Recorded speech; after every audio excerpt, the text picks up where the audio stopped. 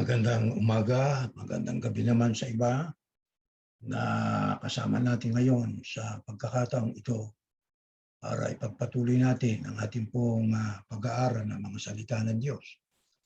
Kagaya ng palagi natin ginagawa, mga kapatid at mga panauhin, tayo muna ay mag-aalay ng isang panalangin sa Diyos. Tumayo po tayo.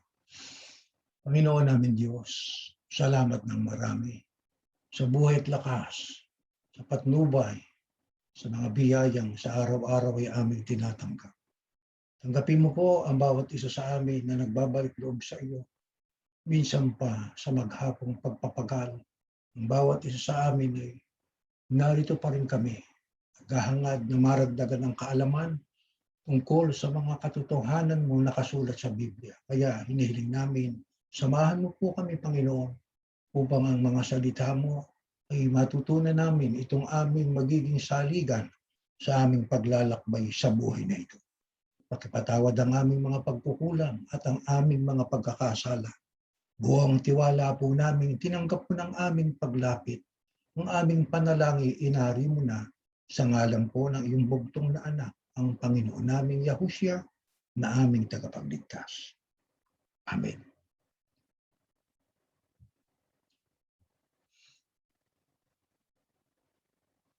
Mga magulang at mga mahal na kapatid, mga kaibigan na sumusubaybay sa ating pag-aaral, tayo ay patuloy na mag-aaral ng mga salita po ng Panginoon Diyos. Katulad ng ating paksa, ang pagtuturo ng Biblia. Wala na pong hihigit pa kaysa Biblia. Kapagkat ang Biblia, alam natin, pinapapalooban ng mga salita ng Diyos. Dito natin matututunan ang mga aral ng Diyos na pagbibigay sa atin ng kaliwanagan at sasagot sa ating mga katanungan. Pagkat sa mundong ito ay maraming tanong ang tao na ang makasasagot ng tama at makatotohanan ay walang iba kundi ang Biblia, ang mga salita ng Panginoon Diyos. Katulad po ng mga katanungan ng ating mga kaibigan, bakit ang wika sa mundong ito na ating pong ginagalawan punong-puno ng mga tukso? Kaya ang tao tuloy ay natutokso sa kapangyarihan, kayamanan, natutokso sa panglaman at iba't iba pa. Alam nyo, mga magulang at mga mahal na kapatid, ang tukso ay hindi kasalanan per se. Hindi ho kasalanan yung tukso . Temptation is not a sin per se. Ang magpatukso, ayun ang kasalanan. Oho. Alam niyo ang tukso, mga kapatid, ay isang matandang problema ng tao. Nag-umpisa ito sa halamanan po ng Eden. At ito ay umiiral hanggang sa panahon natin ngayon at maging sa darating na panahon pa. Marahil ay mahalagang balikan natin ang panahon ni Adan at Eva, mga unang nilikha ng Panginoon Diyos, na siyang unang biktima ng panunukso o tukso. Ito, mabuti basahin natin sa Genesis 3:6-13. Ang punong kahoy ay napakaganda sa paningin ng babae at sa palagay niya'y masarap ang bunga nito. Naisip din niya na kahanga-hanga ang maging marunong, kaya pumitas siya ng bunga at kumain nito. Binigyan niya ang kanyang asawa at kumain din ito. Nagkaroon nga sila ng pagkaunawa matapos kumain. Noon nila nalamang sila'y hubad, kaya kumuha sila ng mga dahon ng igos. Pinagtahi-tahi nila ang mga ito at ginawang panakip sa katawan. Nang dapit hapon na, narinig nilang naglalakad sa halamanan ng Panginoong Yahuwah. Kaya nagtago sila sa mga puno. Ngunit, tinawag niyang lalaki at tinanong, "Saan ka naroon?" "Natakot po ako nang marinig kong kayo'y nasa halamanan. Nagtago po ako sapagkat ako'y hubad," sagot ng lalaki. Nagtanong muli ang Diyos, "Sinong may sabi sa iyong hubad ka? Bakit? Kumain ka ba ng bungang ipinagbabawal ko? Kasi pinakain po ako ng babaeng ibinigay ninyo sa akin," tugon ng lalaki. "Bakit mo ginawang mga bagay na yon? tanong ng Panginoong Yahuwah sa babae, mangyari po'y nilinlang ako ng ahas, kaya ako natuksong kumain. Sagot naman ito. Yang mga binasa natin ay tumutukoy sa mag-asawang Adan at Eva. Alam naman natin na may utos ang Diyos sa lahat ng wika ng bunga ng mga punong kahoy sa halamanan ay malaya kayong makakakain. Huwag lang yung bunga na nasa gitna, yung punong kahoy na nasa gitna. Huwag niyong kakanin ang bunga niyaon. Sapagkat sa oras na kakanin ninyo, mamumulat ang inyong mga mata sa katotohanan, malalaman niyong mabuti at masama. Ano ho ang nangyari po yan? Aba gaya ng ating nabasa, ang lalaki ay kumain ng alok ng kanyang asawang si Eva at ang nangyari ay nagdamdam ang Panginoon Diyos. Bakit? Sapagkat yung ipinagbabawal niya nilabag ng mag-asawa. Ang tanong natin ay nang tanungin ng Diyos dahil nagtago na sila na ayaw nilang makita ang Diyos sapagkat alam nilang sila ay nagkasala sa Diyos. Kaya Diyos sa binasa natin, ano ang sabi ng Panginoong Diyos sa lalaki? Sabi ng Panginoon Diyos ay, saan ka naroon? Ang sagot naman ni Adan, natakot po ko nang marinig kong kayo nasa halamanan. Kaya anong ginawa ng lalaki? Nagtago po ako sapagkat ako'y hubad. Kaya nagtanong ang Panginoon sa kanya, sino may sabi sa iyo hubad ka? Bakit? Kumain ka ba ng bungang ipinagbabawal ko? Ito na ngayon. Ano ngayon ang sinabi nitong lalaki o ni Adan? Ang sabi niya kasi, pinakain ako ng babaeng ibinigay ninyo sa akin. By sinisipan Diyos. Kaya ibig lang sabihin, dahil sa, alam niyo, tayo mayroong tinatawag na defense mechanism. Yun po ang ating kagyat na reaksyon sa anumang nangyayari. Katulad niyang nangyari dyan, ang sabi agad ni Adan, hindi niya sinabing, ako nagkasala. Hindi. Itinuro niya si Eva. Nung ituro naman niya si Eva at tinanong ng Panginoon Diyos yung si Eva, ano naman ang sagot ni Eva? Ang sabi niya, mangyari po'y nilinlang ako ng ahas, kaya ako'y natuksong kumain. Nagturoan na. Nakita niyo. Sa mga katuwid, yung pong tukso ay sapul mula ng lalangin ng tao. Sa halaman ng Panang Eden, may panunukso na Pero ang tukso ay hindi kasalanan. Ang magpatukso, yun ang kasalanan. Ano ho ang katunayan na ang magpatukso sa tukso ay kasalanan? Basahin po natin dito sa 16, 17. Sa babae na may ito ang sinabi, sa pagbubuntis mo'y hirap ang daranasin.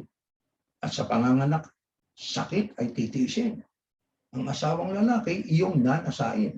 Pasasakop pa sa kanya. Siya mong susundin.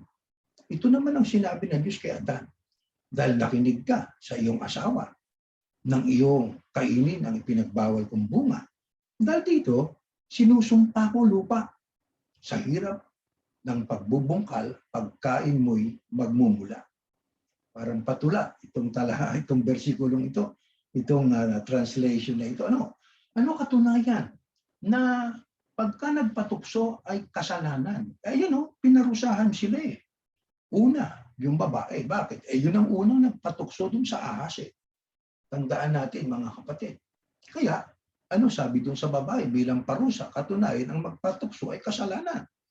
Sabi ng Diyos, sa pagbubuntis mo, hirap ang daranasin. Sige nga.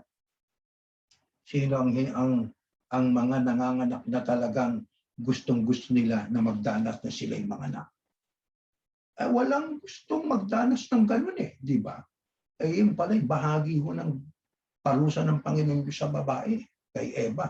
Kaya mula kay Eva hanggang sa panahon natin, lahat ng mga nagbubuntis at nanganganak, hirap na hirap. Di ba? Kaya sa panganganak ang wikay, sakit ay titiisin Di ba? At ano naman ang sabi ng Panginoon Diyos sa lalaki? Dahil nagpatukso naman doon sa kanyang asawa. Ang sabi kay Adan, dahil nakinig ka sa iyong asawa, ng iyong kainin ng ipinagbabawal kong bunga. Dahil dito, sinusumpa ko lupa sa hirap ng pagbubungkal pagkain mo'y magmumula. Ayun, kaya nag-umpisang magpagal, magtrabaho bilang parusa ng Panginoon Diyos diyan sa mag-asawa. Yung po bang pinarusahan, yun lang nagpatukso. Paano yung manunukso? Basahin po natin. Ganito naman ang nakasulat diyan po sa 14. Ganitong ating mababasa. At sinabi ng Panginoong Yahuwah sa Ahaz, sa iyong ginaway may parusang dapat na ikaw lang sa lahat ng hayop ang magdaranas. Mula ngayon, ikaw ay gagapang at ang pagkain mo'y alikabok lamang. Ano ko naman ang ating binasang yan? Ba hindi lang yung nagpatukso ang siyang pinarusahan, pati na rin ang nanukso na yun ang Ahaz. Ano ang sabi doon sa Ahaz? Dahil sa ginawa mo, may parusang dapat. Ikaw lang sa lahat ng hayop ang magdaranas. Mula ngayon, ikaw ay gagapang. Kaya ang Ahaz, hindi naglalakad ng patayo. Pagapang, di ba? Ano kinakain niya? Alikabok ang pagkain ng Ahaz. Kaya, ang magpatukso ay may parusa. Mga kapatid, tatandaan po natin. Hindi pwedeng palampasin ng Diyos yan nang walang parusa. Ang magpatukso at ang manunukso ay parehong yan ay may parusa ng Diyos. Harapin po natin ang katotohanan, mga kapatid. Ano ho? Sa araw-araw po ng ating buhay, sa lahat ng dako, saan tayo pupunta, napakarami hong tukso. Kahit anong tanda na po natin, kahit ano pa edad natin, kahit gaano pa tayo kalapit sa Diyos, talagang huwag nating sabihin tayo po ay hindi magkakaroon ng tukso sa buhay. Marami ho Marami. Kahit saan tayo magpunta, kahit sino kasama natin. Anong sinasabi pa ng iba, ng ibang tao? Sabi nila, ang tanging paraan para makatakas dyan sa tukso ay pagbigyan mo ang tukso. Palagay ko kayo, nakikinig, hindi sasang-ayon to. Pagbigyan ng tukso, o di ginawa mo na yung kasalanan pagka gano'n. Kaya mga kapatid, ang tanong po natin ay, ang tukso po bang dumarating sa buhay natin? Yan ba'y binigyan ba tayo ng Diyos ng kakayanang labanan yan? Kaya ba nating harapin at labanan? Lupigin ang tukso? Pakinggan nga natin itong nasa Korinto 10:13. Ganito nakasulat. Hindi dumating sa inyo ang anumang tukso kundi ang matitiis ng tao. Hindi kaya natin. Natapat-tapat ang Diyos na hindi niya itutulot na kayo tuksuhin ng higit sa inyong makakaya. Kundi kalakip din ng tukso ay gagawin naman ang paraan ng pag-ilag upang ito'y inyong matiis. Mga kapatid, dapat ba tayong mag-give in sa tukso o sa temptation? Aba hindi. Sapagkat ang sabi ng Apostol Pablo, hindi dumating sa inyo ang anumang tukso, anumang uring tukso yon na hindi kayang tiisin ng tao. Hindi itutulot ng Diyos na tayo tuksuhin ng higit sa ating makakaya. Ano lamang ang gagawin po? Ang sabi po yan, kundi kalakip din ng tukso, gagawin ninyo naman ang paraan ng pag-ilag. Kaso po, ang nangyayari po sa tao ay alam naman natin na yan ay tukso. Sunggab pa rin ng sunggab ang tao Di ho ba? Kaya kailangan po na tayo'y umiwas dyan sa mga tukso.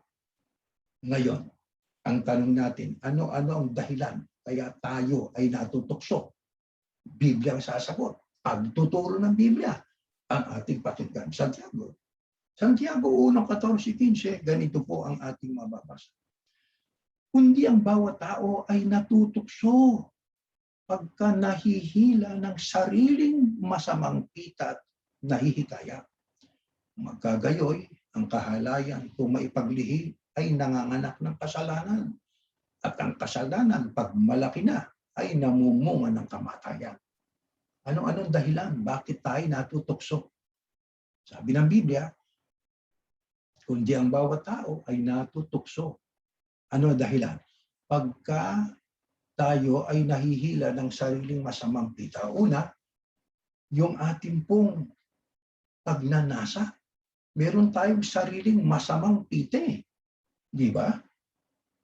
Meron tayong masamang pita. So isa yan sa dahilan. Kaya ang tayo natutukso dahil sa sariling masamang pita. Sunod, kaya tayo natutukso sa ang sabi, nahihila ng sariling masamang pita at nahihikayat. Ibig sabihin, tayo po ay nadideceive. Nahihila ng sariling pita at nahihikayat. Kaya kung tawagin yan ay deception, nadideceive tayo ng ating sarili. Di ba? E ano pang isa sa mga dahilan kaya ang tayo natutukso? Dahil sa ugaling paglabag. Tingnan ninyo sa 15. Kung magkagayo ang kahalayan. Alam nyo, kahalayan pa lang. Di ba? Nagkaroon ka na ng masamang pita, kahalayan yun eh. E kung ating pong pinigilan na kaagad, aba edi tayo hindi na tuloy-tuloy na matutukso. E kaso ho ang tao, pagka nakaranas na ng kahalayan, o dahil sa kanyang masamang pita, ano ho? Eh hindi pa rin iniiwan eh. Kaya ano mangyayari? Kung maipaglihi, ang kahalayan ay nanganganak ng kasalanan. At ano ang sama kapag naging kasalanan na? Pagka malaki na ang kasalanan, ano ang ibubunga niya?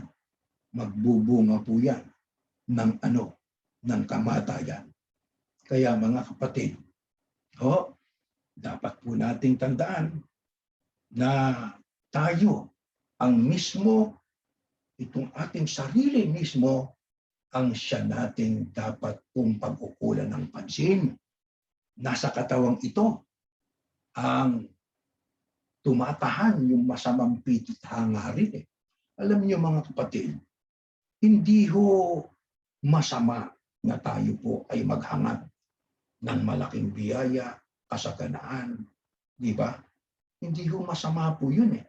Pero alam niyo, pagka ang tao ay walang contentment, may asawa na siya, ay gusto pa niya sa iba, alam niyo, doon papasok ngayon ang dyablo. Kung kailan tayo nangangailangan, gusto pa nating yumaman, gusto nating magkaroon ng maraming mga pag-aari, doon papasok ang dyablo.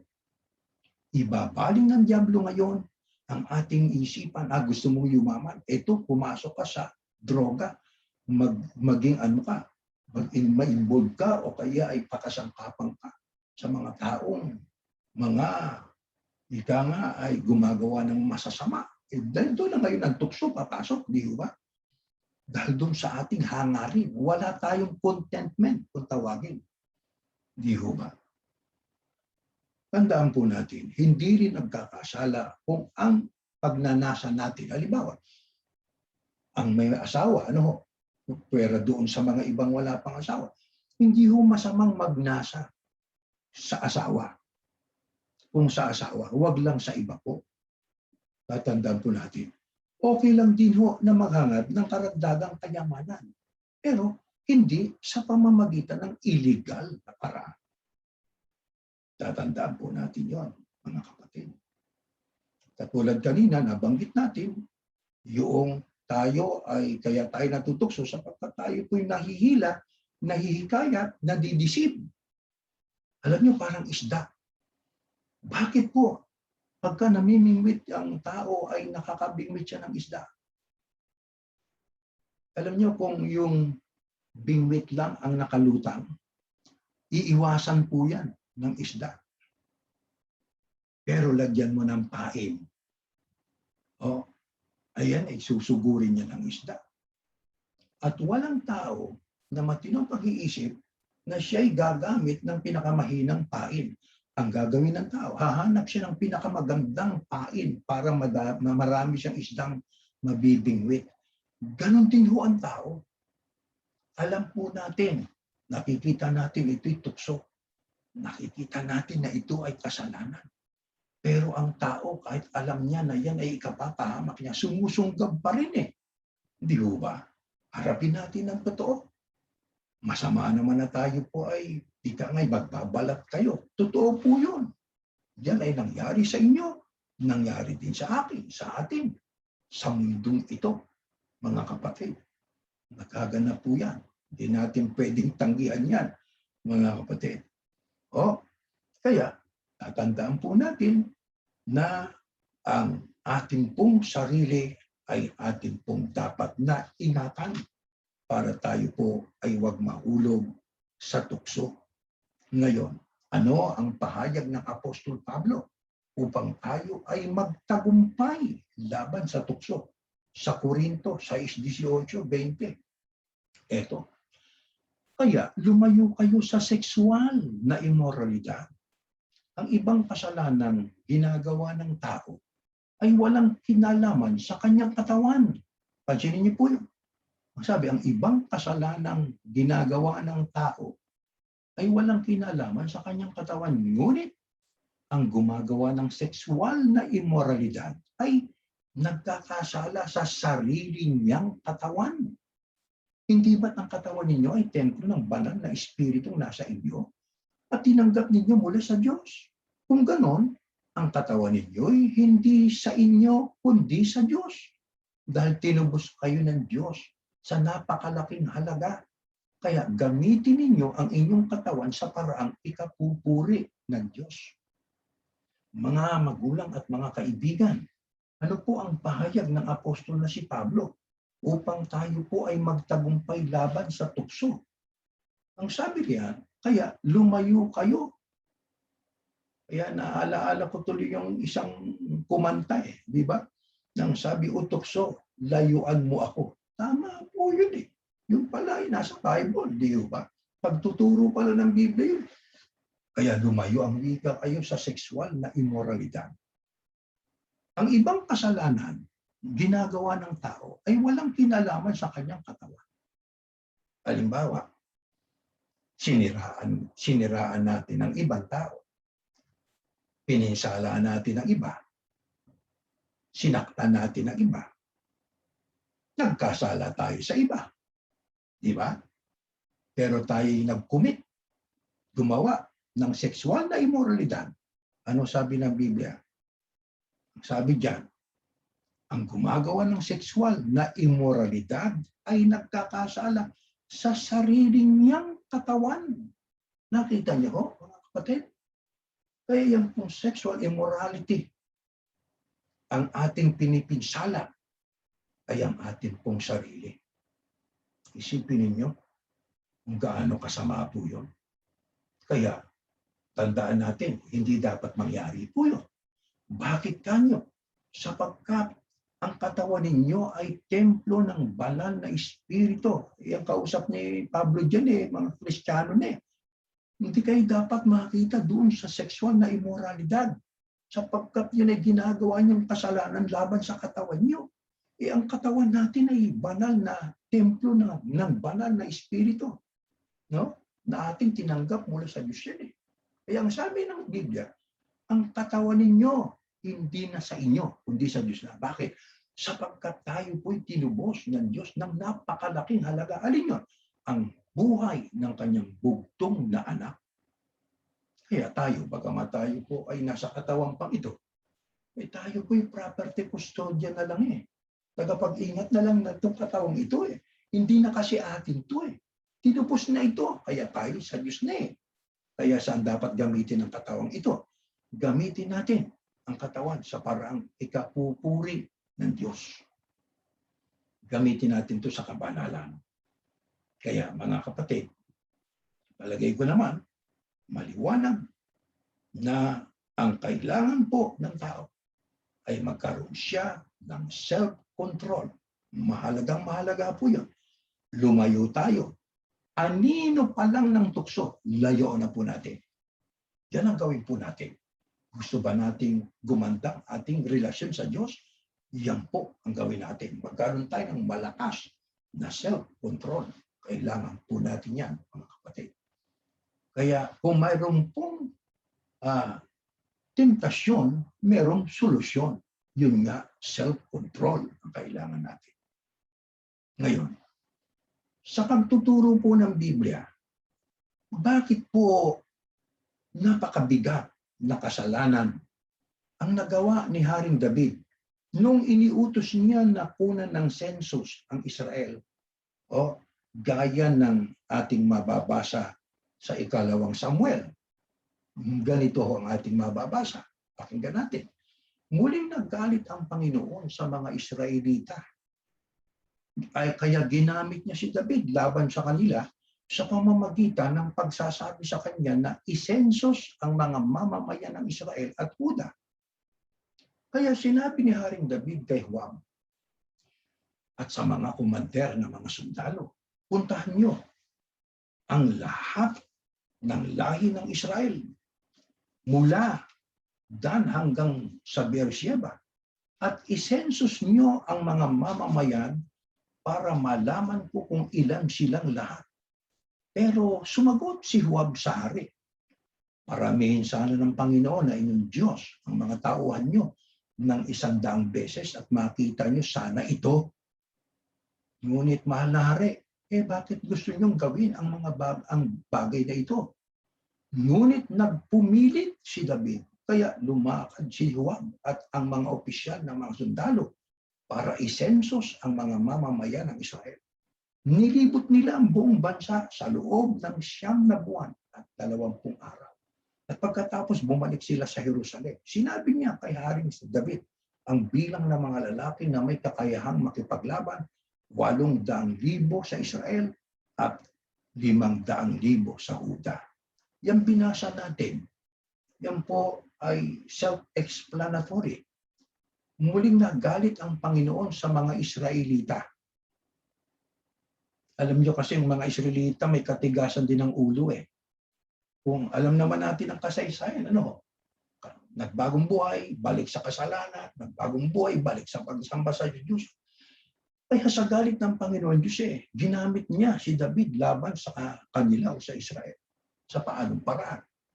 Ang ginawa nitong si David, iniutos niya na magkaroon ng sensus sa mamamayan ng Israel at Huda.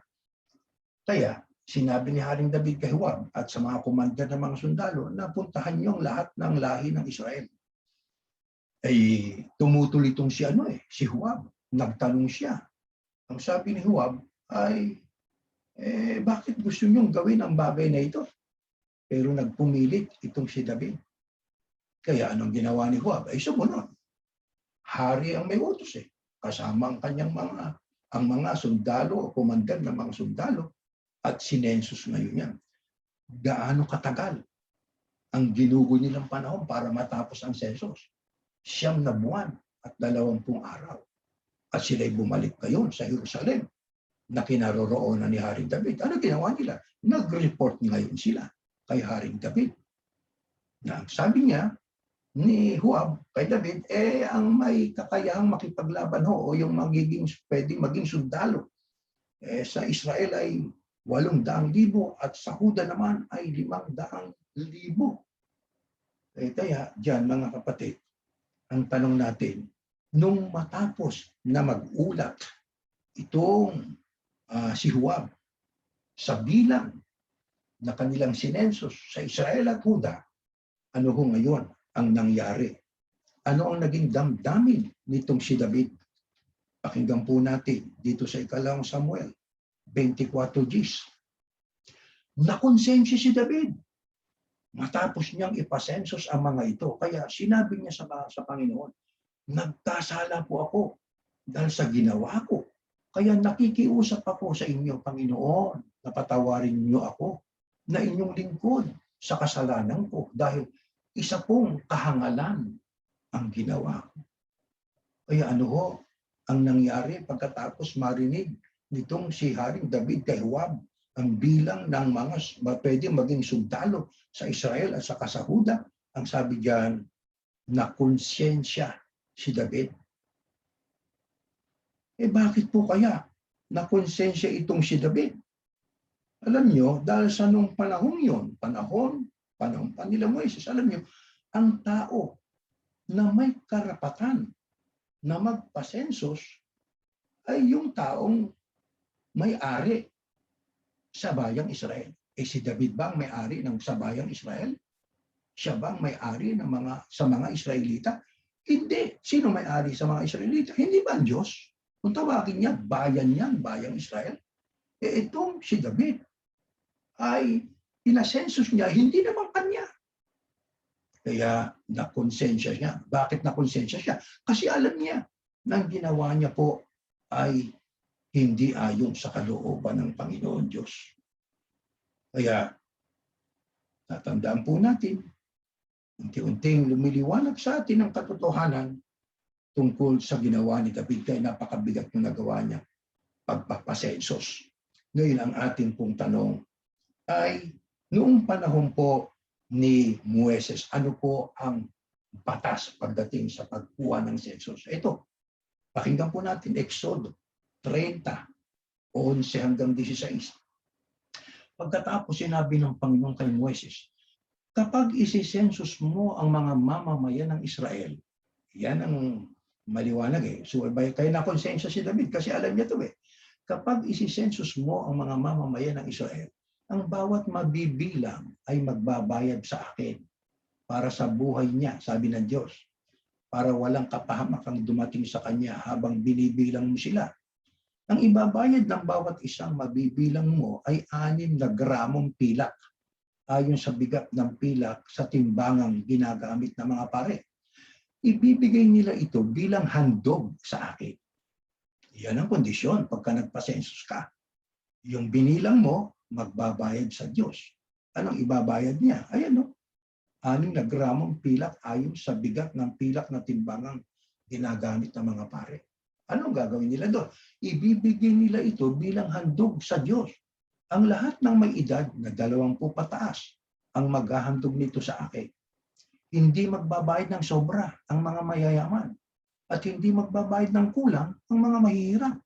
Gamitin mo, sabi niya kay Moises, ang pera para sa mga pangangailangan sa toldang tipanan. Bayad ito ng mga Israelita para sa kanilang buhay at sa pamamagitan nito'y aalalahanin ko sila. Yan ang alam ni Moises, ni Haring David ang utos nung panahon pa ni Moises. Nang sabi pagka may magpapasensus ka, yung binilang mo magbabayad sa akin ng halaga. At yung ibabayad naman sa akin, gagamitin mo ang wika sa sa pangangailangan ng todang tipanan, sa paglilingkod. Di ba? Bakit? Bayad ito ng mga Israelita para sa kanilang buhay. Yan ay alam ni Haring David, kaya nakonsensya siya sa ginawa niyang pagpapasensus. Bali ba, nagpasensus ka, hindi mo naman sariling pag-aari ang pinasensus mo. Ang may-ari ay ang Diyos. Diba? Ang Diyos ang dapat mag-utos ng pagkuha ng sensus. Kaso hindi naman inutusan ng Diyos itong si Haring David Di ba, mga kapatid? Kaya, dahil sa paulit-ulit nga, gaya ng ating nabasa kanina, yun ay dahil sa galit ng Diyos sa Israelita kasi matigas ang ulo Kaya ginamit na kasangkapan itong si David. Pero ang totoo, mga kapatid, sino ang ginamit pa rin ng Diyos na kasangkapan para siyang umudyo kay David na magpasensus, labagin ang kalooban ng Diyos? Pakinggan natin sa unang Kronika 21:1. Ito nakasulat. Pakinggan po natin ito, mga Inatake ni Satanas ang Israel. Kaya inudyukan niya si David na ipasensus ang mga Israelita. Ang nasa likod pala ng lahat, si Satanas. Dahil sa kasalanan ng Israelita, inudyukan niya o ni Satanas si David na ipasensus ang mga Israelita. Kaya alam nyo, yung pong kronika na yan, yung aklat na yan, pagka binasa natin ang naunang kapitulo, yung unang kronika, kapitulo 20, ang Israelita noon, kasama si Haring David, ay galing po yan sa mga labanan, sa kanilang kalabang mga Amonita at mga Pilisteo. Nagtagumpay po si David. Alam nyo, sa kanyang pagtatagumpay, ay nahulog siya sa tuksong maging mayabang. nagtagumpay siya sa labanan. Kaya sariwang-sariwa pa sa isip niya, sa kalooban niya. Ay yung dahil sa kanyang pride at pangahawak sa kanyang sarili, siya po ay natukso din na labagin ang batas ng Diyos. Wala kang karapatang magpasensus, pero dahil na rin sa katigasan ng ulo ng Israelita, inudyukan din ni Satanas itong si David. Gawin mo yan. Malabag mo kalooban ng Diyos para ang Israelita ay maparusahan din. Alam niyo, yan ang layunin ng Panginoon Diyos. No? Ano katunayan na yan ang layunin ng Panginoon Diyos? Alam niyo kasi si David, gusto niyang lumawak ang kanyang kapangyarihan. Gusto niya na siya ay magkaroon ng maraming mga sundalo. Nakalimutan niya na. Ang ginawa niya, nakalimutan niya na ang Diyos. Nagpasensus siya kung gaano karami ang mga sundalo na magagamit siya sa pagkipaglaban. Nakalimutan niya na nung siya ay bata pa, na siya'y kalaban ng malaking tao na yun ang higanting si Goliath. Nakalimutan niya ang Diyos. Dahil sa pride, dahil sa kanyang panghawak sa kanyang sarili, natukso si David. Kaya sinamantala yun ni Satanas. Ginawa naman ni David. At yun naman ay para parusahan ang bayang Israel, mga kapatid. Kaya, ano ang alam ni Haring David? Pero nilabag niya. Yan ay ukol sa magiging hari ng Israel. May alam siya. Yung pagpapasensus, alam niya rin yan. Mayroon din siyang alam. Bago siya naging hari, ito, pakinggan natin sa Deuteronomio. Ganito nakasulat. Kung uupo na siya sa trono bilang hari, kailangan niyang kopyahin ang mga kautusan ito ang mga kautusan ito para sa kanyang sarili sa harapan ng mga pari na mga Levita. Dapat niya itong ingatan at laging basahin sa buong buhay niya para matuto siyang gumalang sa Panginoon na kanyang Diyos at masunod niya ng mabuti ang lahat ng sinasabi ng mga kautusan at mga tuntunin sa pamamagitan din ng laging pagbabasa nito. Makakaiwas siya sa pagyayabang sa kapwa niya Israelita at makakaiwas siya sa pagsuway sa mga utos ng Panginoon. Kung susundin niyang lahat ito, pagkahari siya at ang kanyang angkan ng matagal sa Israel. Bukod sa alam nitong si Haring David na ang pagpapasensus ay labag, hindi niya dapat ginawa. Pero inudyukan siya ni Satanas para parusahan din ang bayang Israel. Ano pang alam niya? Na yun ang nilabag din niya. Ayun ang sabi, kung uupo na siya sa trono bilang hari, anong dapat? Kopyahin ang mga kautosang ito para sa kanyang sarili. Anong sabi pa niya? Sa talata, dapat niya itong ingatan, laging basahin sa buong buhay niya. Ano layunin? Para matuto siyang gumalang sa Panginoon Diyos. Masunod niyang mabuti lahat ng sinasabi ng mga kautusan at mga tuntunin. Hindi lang yan. Ang sabi, sa pamamagitan din ng laging pagbabasa nito, makakaiwas siya sa pagyayabang sa kapwa niya Israelita. Puro tagumpay sa labanan sa tulong ng Diyos. Nakalimutan ng Diyos na tumulong. Nagyabang. Yan ang kautusan sa mga uupong hari. Alam na alam ni Haring David yan. Pero alam niyo, gaya ng ating pinaksa sa unang bahagi ng ating pag-aaral, ang tukso malakas. Yan ay mamamayani yan doon sa sa tao na magpapatukso. Nagpatukso si David. Sa pagtatagumpay niya sa labanan, nagyabang na siya. Alam niya ito. Kung gusto mong maging hari at magtagal ka sa pagiging hari, kailangan makaiwas ka sa pagyayabang. Makaiwas ka rin sa pagsuway sa mga utos ng Panginoon. Alam niyang sensus bawat nilabag niya. Bakit? Nag-umpisa yan sa pagyayabang. Naging arrogante siya dahil sa tagumpay. Nakalimutan niya ang tumulong sa kanya sa lahat ng pagkakataon ng buhay niya noon. Di ho ba, mga kapatid? Kaya, maliwanag po, mga kapatid, na kung itong si David ay nakagawa ng kasalanan, ay yon ay dahil sa kanyang pagyayabang. Nang hawak siya sa kanyang sarili. Maaaring sabihin nyo, ba't ang sabi ko kanina Si Satanas ay parang ginamit ng Diyos na kasangkapan pa eh. Di ba? Nakasangkapan pa para parusahan, tuksuhin si David, para parusahan ng Israel. Alam niyo, mayroong ganitong mababasa sa Biblia. Basahin natin sa Lucas. Ganito ho nakasulat. Sa 22, 31, 32. Sinabi ni Yahuwah kay Pedro, o ni Yahusya, sinabi ni Yahusya kay Pedro, Simon, makinig kang mabuti. Humingi ng pahintulot si Satanas sa Diyos na subukin niya kayong lahat tulad ng pag-aalis ng ipa sa mga trigo.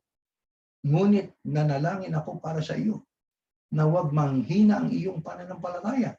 At kapag nagbalik loob ka na, palalakasin mo ang pananampalataya ng iyong mga kapatid. Ano po ang pahayag sa Biblia? Alam nyo, ang Diyos ay gumagamit din ng kasangkapan. Maging si Satanas, ginamit niyang kasangkapan para parusahan si David, pati ng Israel. Dahil sa paulit-ulit na paggawa ng kasalanan. Dito ho, sa tampong ito, ang nagsasalita po dyan ng ating Panginoong Yahusya. Anong dapat makatawag sa atin ng pansin? Yung sinabi ng Panginoong Yahusya, kay Pedro, Simon, makinig kang mabuti. Humingi ng pahintulot si Satanas sa Diyos na subukin niya kayong lahat tulad ng pag-aalis ng ipa sa mga trigo. Mga katuwid, mga kapatid, may dahilan. Alam niyo, gumagamit ang Diyos ng iba't ibang kasangkapan. Ginagamit niyang kasangkapan din si Satanas. Para ano? Para tayo po ay salain, para tayo po ay disiplinahin, para dalisayin ang ating pananampalataya. Katulad nitong binasa po natin, humingi ng pahintulot si Satanas sa Diyos eh. Ano layon eh? Para subukin kayong lahat gaya o tulad ng pag-aalis. Di ba? Pagsasala ng ipa sa mga trigo. Kung ganon, si Satanas po ay ginamit ng Diyos na kasangkapan para ho pahintulutan siya na tayo ay subukin ang mga lingkod ng Diyos. Para tayo po ay salain katulad ng pagsala o pag-alis ng ipa sa mga trigo. Hindi lamang yan. Pati ho sa pagdidisiplina, ano ho katunayan? Pakinggan natin dito ho sa 1 Corintios 5, 1 hanggang 5. May nagbalita sa akin na mayroon dyan sa inyo na gumagawa ng sexual na immoralidad. Kinakasama niya ang asawa ng kanyang ama. Ito'y masahol pa sa ginagawa ng mga taong hindi kumikilala sa Diyos. Dahil maging sila ay hindi gumagawa nito. At sa kabila ng pangyayaring ito, nagawa pa ninyong magyabang? Dapat sana ay naghinagpis kayo at pinalayas na ninyo sa inyong grupo ang gumagawa nito. Kahit na wala ako riyan ng personal, nariyan naman ako sa Espiritu, sabi ni Pablo na apostol. At sa pangalan ng ating Panginoong Yahusya Kristo, hinatulan ko na ang taong yon. Kaya sa pagtitipon ninyo, isipin ninyo na parang nariyan na rin ako sa Espiritu. At sa kapangyarihang ibinigay sa atin ng ating Panginoong Yahusya Kristo, ipaubaya ninyo kay Satanas ang taong yon upang mapahamak ang kanyang katawan at maligtas ang kanyang espiritu sa araw ng paghuhukom ng Panginoon. Yan ay ating mapapansin. Hindi lamang sa pagsala, ginamit si Satanas. Ginamit din si Satanas upang disiplinahin ang taong nagkasala. Katulad ng ating binasa na gumawa ng sexual na immoralidad, kinakasama niya ang asawa ng kanyang ama. Ang sabi ni Pablo, masahol pa sa ginagawa ng mga taong hindi kumikilala sa Diyos. Bakit? Dahil sa sila hindi gumagawa nito. Pero ang sabi rito, sa bandang ibaba, ipaubaya ninyo kay Satanas ang taong yun. Yun ang gumawa ng sexual na immoralidad. Yan ang disiplina. Upang mapahamak ang kanyang katawan. Disiplina yon. Pero ano naman ang kaigihan? At maligtas ang kanyang espiritu sa araw ng paghuhukom ng Panginoon. Kaya diyan, mapapansin natin, ginamit ng Diyos na kasangkapan din itong si Satanas para disiplinahin ang lingkod ng Diyos, mga kapatid. Pero sa dulo nun, hindi ho kapahamakan, kundi ikaliligtas ng kanyang espiritu sa araw ng paghuhukom. Di ho ba? Kaya, mga kapatid, ang tanong po natin ngayon, pagdating po sa pagdalisay ng pananampalataya. May binabanggit sa Biblia yun eh. Dito sa Korinto 12:7 at 10. Ito pa ang ating mababasa. Para hindi ako maging mayamang, sabi ni Pablo, dahil sa mga kamanghamanghang ipinakita ng Diyos sa akin, binigyan ako ng isang kapansanan sa katawan. Hinayaan ng Diyos na pahirapan ako ni Satanas sa aking kapansanan. Sabi ni Pablo yan, para hindi ako maging mayabang. 3 beses akong nakiusap sa Panginoon na alisin ito sa akin. Ngunit, sinabi ng Panginoon sa akin, sapat na sa iyo ang aking biyaya dahil sa ang kapangyarihan ko'y nakikita sa iyong kahinaan. Kaya bongga kong ipinagmamalaki, sabi ni Pablo, ang aking mga kahinaan, nang sa ganoon ay lagi kong maranasan ang kapangyarihan ni Kristo.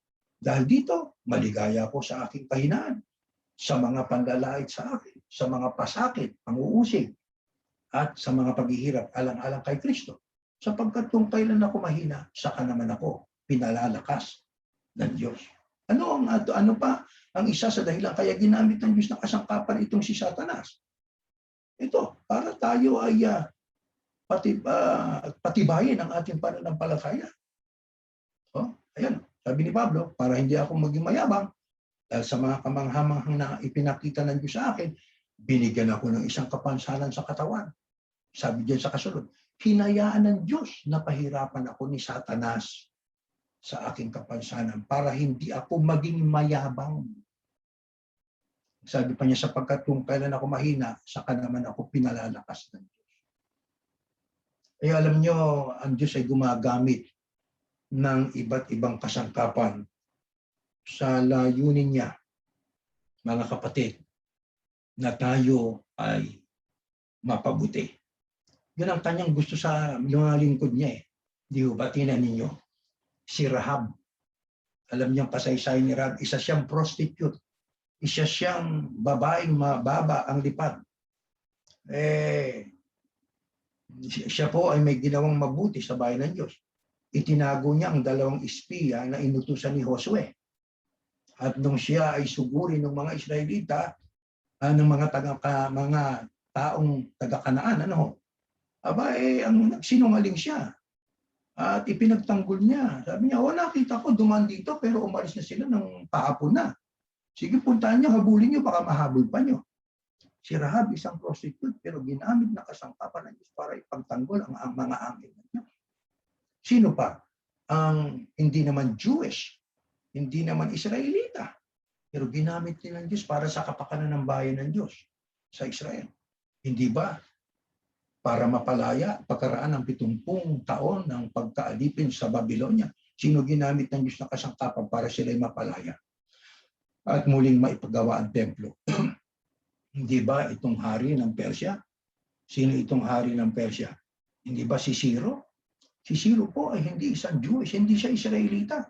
Pero ginamit na kasangkapan para mapalaya ang bayan ng Diyos mula sa pagkaalipin doon sa bayan ng pagano, ng Babylonia. Kaya mga kapatid, maaaring sabihin niyo, bakit gano'n ng Diyos? Diba? Ginagamit niyang kasangkapan. Yan ang nakasulat eh. Yan ang pagtuturo ng Biblia. Yan ang ating binabasa. Pero ang purpose ay para sa kapakanan ng bayan ng Diyos at para matupad ang kalooban ng Diyos. Ano po ang pahayag ng Biblia tungkol sa paraan ng Diyos na yan? Pamitin na natin. Sa aklat ng Salmo 18:30. Ito nakasulat. Mga kapatid, pakinggan po natin mabuti ito. Salmo 18. Next slide, sister. Let's go to Salmo 18:30. Ganito nakasulat. Ang tanong natin, ano pong pahayag ng Biblia? Anong pagtuturo ng Biblia? Tungkol sa paraan ng Diyos. Gumagamit siya ng iba't ibang klaseng tao, kahit na hindi kabilang sa bayan niya. Maging si Satanas, ginagamit niyang para kasangkapan, para sa kapakanan ng bayan niya. Ito sabi, ang pamamaraan niyo, O Diyos, ay walang kamalian. Tigil muna natin. Nasagot na tayo agad. Ang pamamaraan niyo, O Diyos, ay walang kamalian. Kaya hindi ho mali na gamitin ng Diyos kung sino-sino ang ibig niyang gamitin para matupad ang kanyang layon.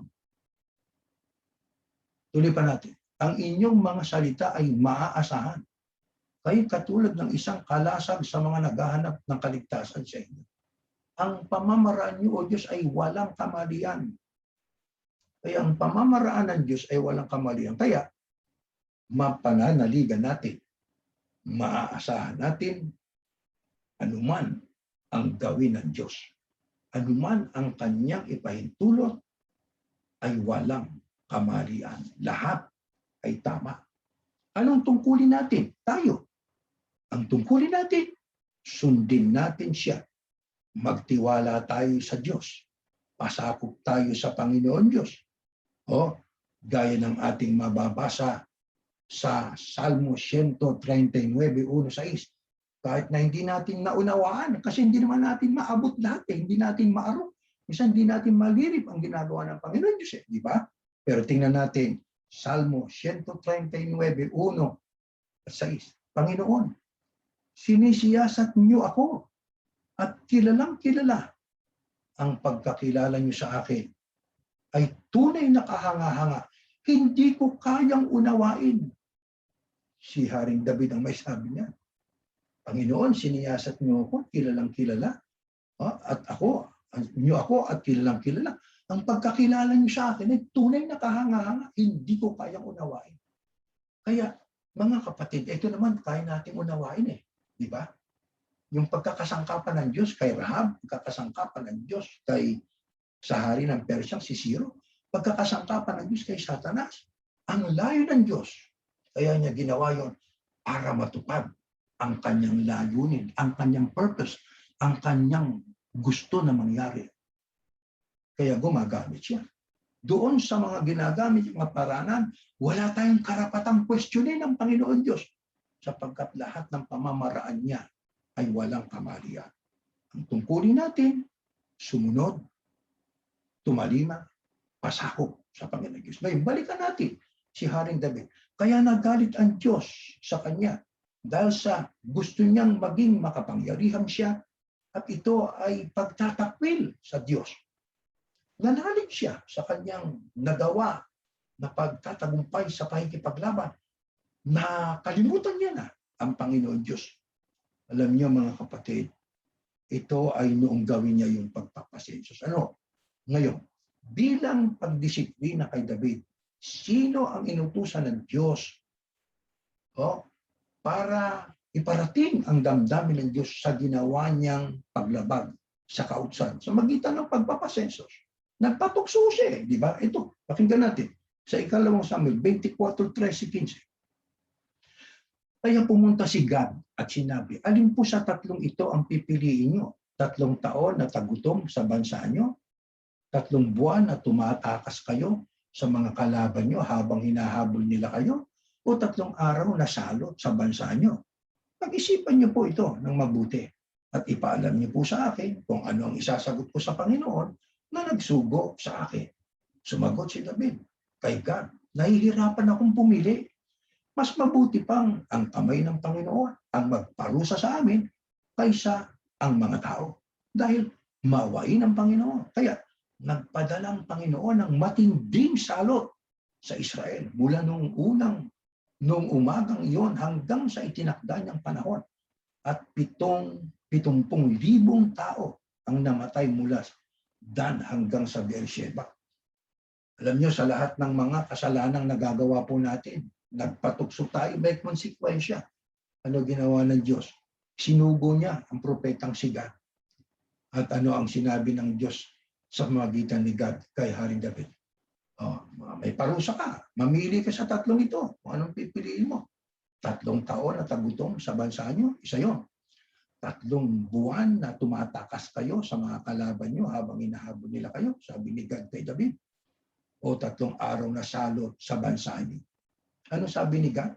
Pag-isipan niyo mabuti. At kapag kayo nakapamili na, ipaalam niyo sa akin kung anong isasagot ko sa Panginoon. Na nagsugo sa akin, sabi ni Gad. Ano ngayon ang sabi nitong si David? Nahihirapan akong pumili. Kaya anong minarapat niya? Mas mabuti pang wika ang kamay ng Panginoon ang magparusa sa amin kaysa ang mga tao. Bakit? Sabi ni David, dahil maawain ng Panginoon. Kaya, ano ang ginawa ng Panginoon Diyos? Nagpadala ang Panginoon Diyos ng matinding sakot sa Israel bilang parusa sapagkat ang Israel ay paulit-ulit din naman sa pagkakasala. Alam din naman nilang bawal ang magpasensus. Alam din nila yon. Mula noong umaga, pinarusaan sila at ang namatay, 70,000 mula Dan hanggang Beersheba.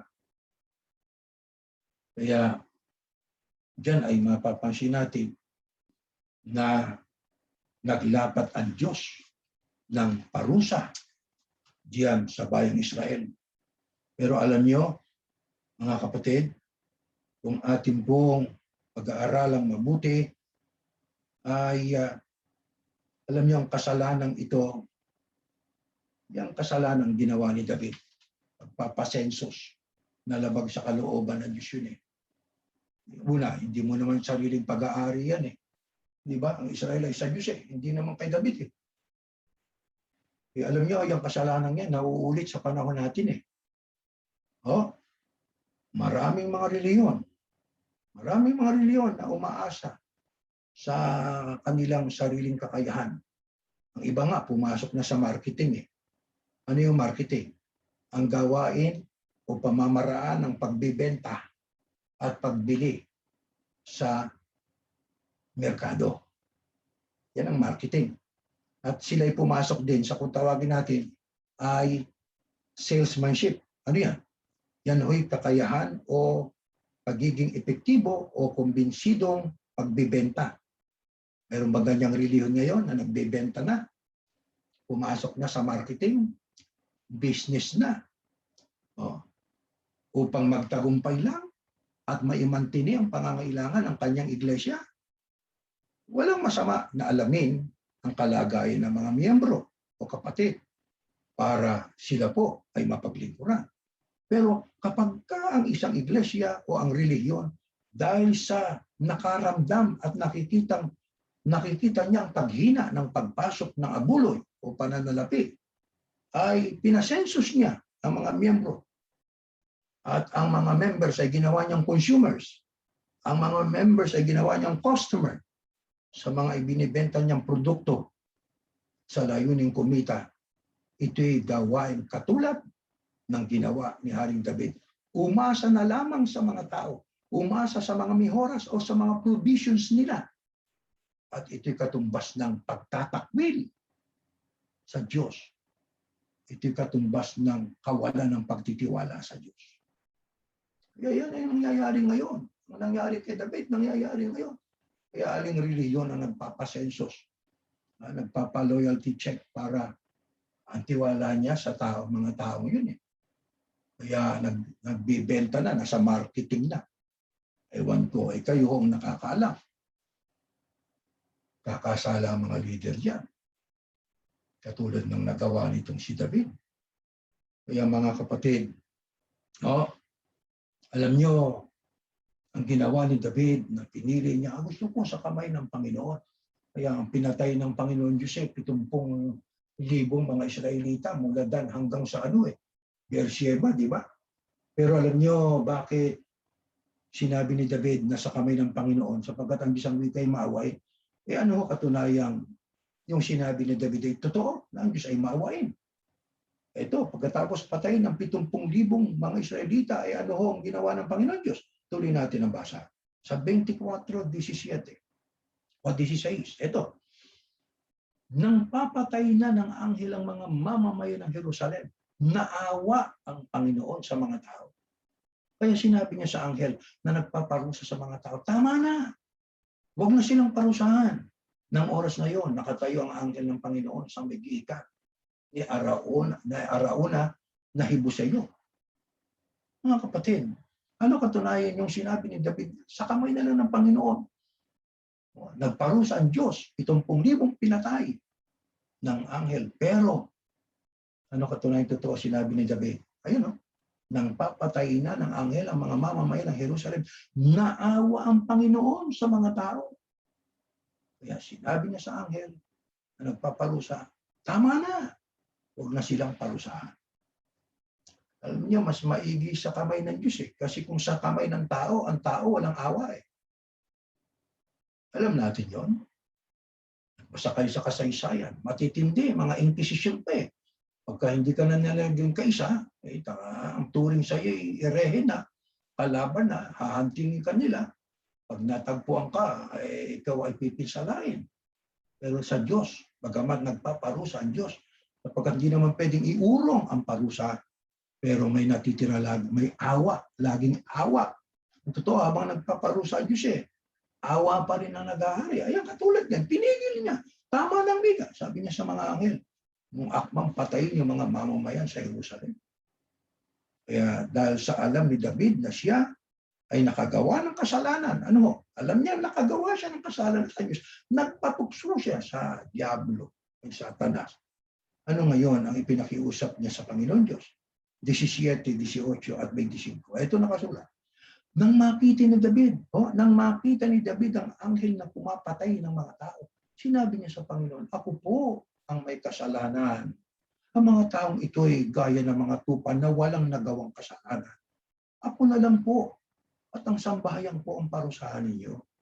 Nang araw na yon, nagpunta si Gad kay David at sinabi sa kanya, umakyat kayo sa giikan ni Arauna na Hibuseyo at gumawa kayo roon ng altar para sa Panginoon.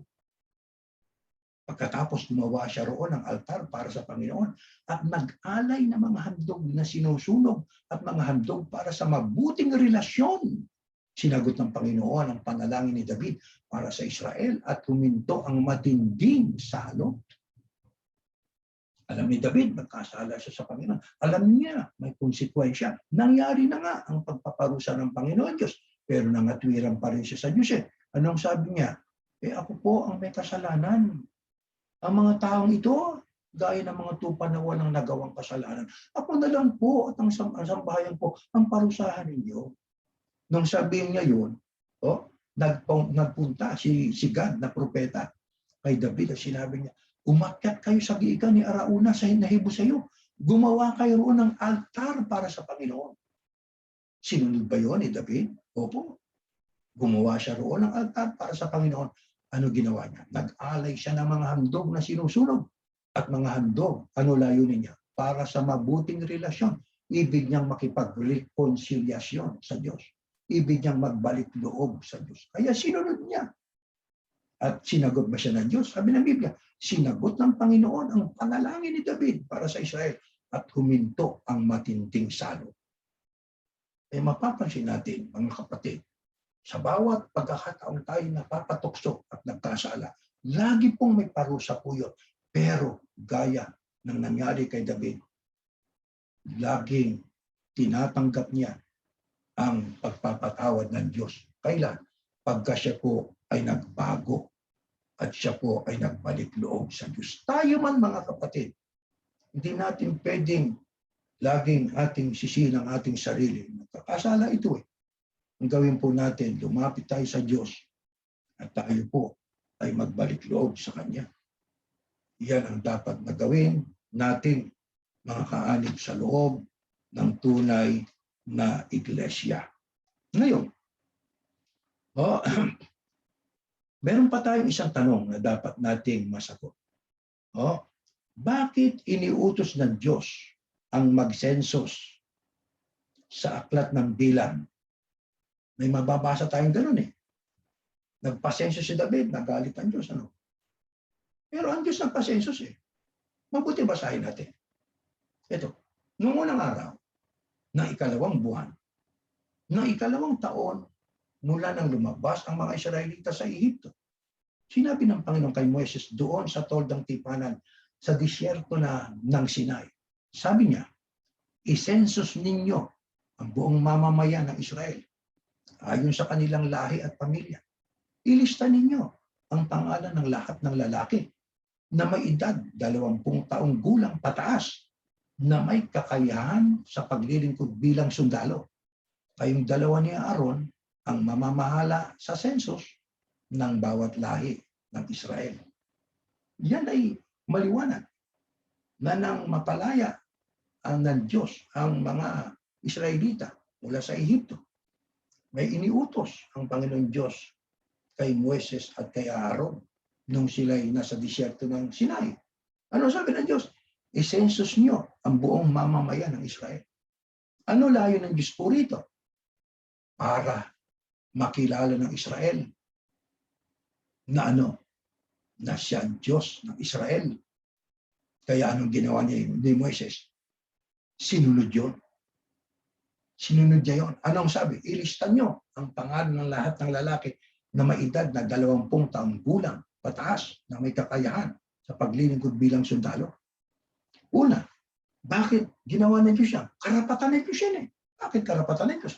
Siya may-ari ng lahat. Ang Israel, pag-aari ng Diyos. Itong si David, hindi naman niya pag-aari ng Israel. Hari lang siya, pero hindi siya may-ari ng bayang Israel. Ang Diyos, dito, karapatan ng Diyos na gawin ito. Anong layunin ng Panginoon Diyos? Paghahanda para magkaroon ng hukbo ng mga sundalo itong mga Israelita. Ano ang sabi na dapat nating mapansin? Hindi ko kasama dyan babae.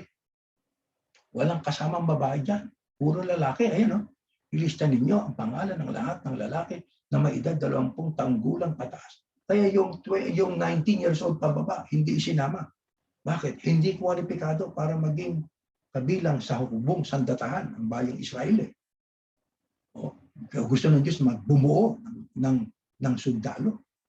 Di ba? Kaya gaanong inabot na bilang ng mga Israelita na edad 20 pataas para maging kabilang sa hukbong sandatahan ng Israel? Basahin natin sa 1:45 hanggang 47. Ito. Sila ang mga lalaking nabilang ni Moises at Aaron at ng 12 pinuno ng Israel. Ang bawat isa sa kanila ay kumakatawan sa kanilang pamilya. Sila ay 20 taong gulang pataas at may kakayahang maging sundalo ng Israel. Ang kabuang bilang nila ay 603,550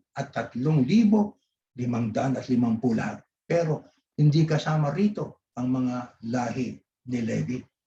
Kaya gaano karami ang nasensos na yun ang ginawa ni Moises at ni Aaron bilang pagtugon sa iniutos ng Diyos. Ayun, ang census ay 603,550. Pero hindi kabilang diyan ang lahi nitong si Levi. Na yung pa naman ang may pinakamarami. Ang lahi ni Levi, alam nyo, ang may kakayanang yung edad 20 pataas ay nasa 74,600. Bakit po hindi isinama ng Panginoon Diyos ang lahi nitong si Levi? Kasi pag tinuloy natin ang pagbabasa sa bandang ibaba, sila naman ang mga ngasiwa, sila ang inihalal ng Diyos para silang mga siwa sa tabernakulo, sa paglilingkod sa Panginoon Diyos. At yan ay para magpatuloy ang katuparan ng ipinakipagtipan ng Diyos kay Abraham na ninuno ng mga Israelita. Kaya, ang kaibahan ng pagpapasensus ng Diyos sa ginawang pagpapasensus nitong si David ay walang karapatang magpasensus. Hindi kanya ang bayang Israel. Ang Diyos, hindi lang Israel ang pag-aari niya. Lahat ay pag-aari ng Panginoon Diyos. Karapatan niya yun. At saka hindi lang yun.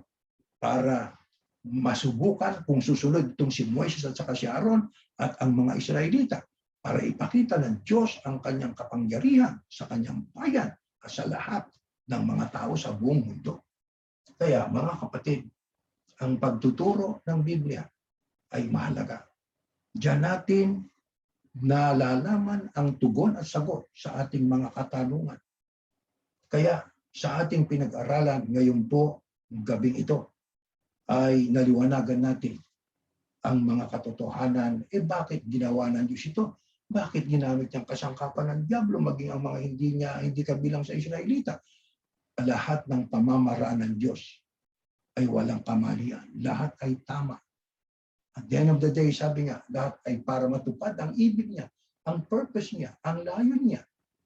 Ang layo niya para sa mga tao, lalo na sa mga pinili niya. Kaya ang layong yan, anuman ang gawin ng taong pagsangka, hindi kayang sangkaan sapagkat ang Diyos ang may layo. Matutupad at matutupad. Gagamit ang Diyos ng iba't ibang paraan at kasangkapan para matupad ang layo niya sa bayan niya. Kaya tayong kabilang sa napakakaunting labi, may layo ng Diyos. Natutupad sa atin ang layo ng Panginoon Diyos. Ipagpatuloy natin. Huwag nating labanan ang layo ng Diyos sa atin. sundin natin, pasakop tayo. Maaaring hindi natin lahat ay naiintindihan, pero kailangan tayong pasakop at sumunod sapagkat hindi tayo dadali ng Diyos sa kapahamakan. Aakayin tayo ng Diyos doon tungo sa dako na ating pinakahangad, na doon ay makakasama natin siya magpakailanman. Umaasa kami na maliwanag itong ating napag-aralan. Tumayo tayo mananalangin po.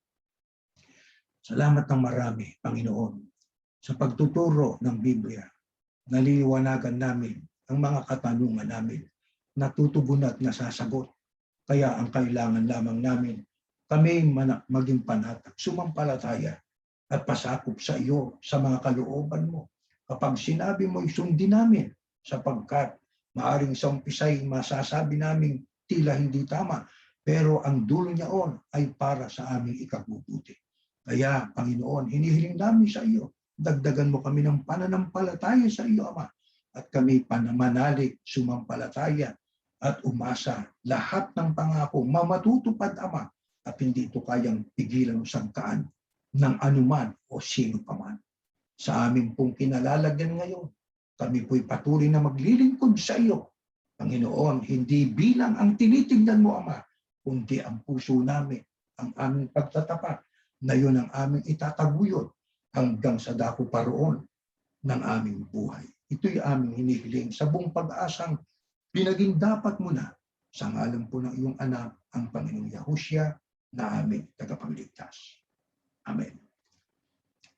Salamat po muli sa Panginoon Diyos na tayo po'y nakapag-aral ng mga salita niya at pagtuturo ng Biblia. At kung kayo po'y may mga tanong pa, ay patuloy niyo pong ipadala sa questions@churchofyahushua.org. Patuloy po tayong kaawaan ng Ama at patuloy tayo pong mag-ingat. Hanggang dyan at tayo po'y natatapos.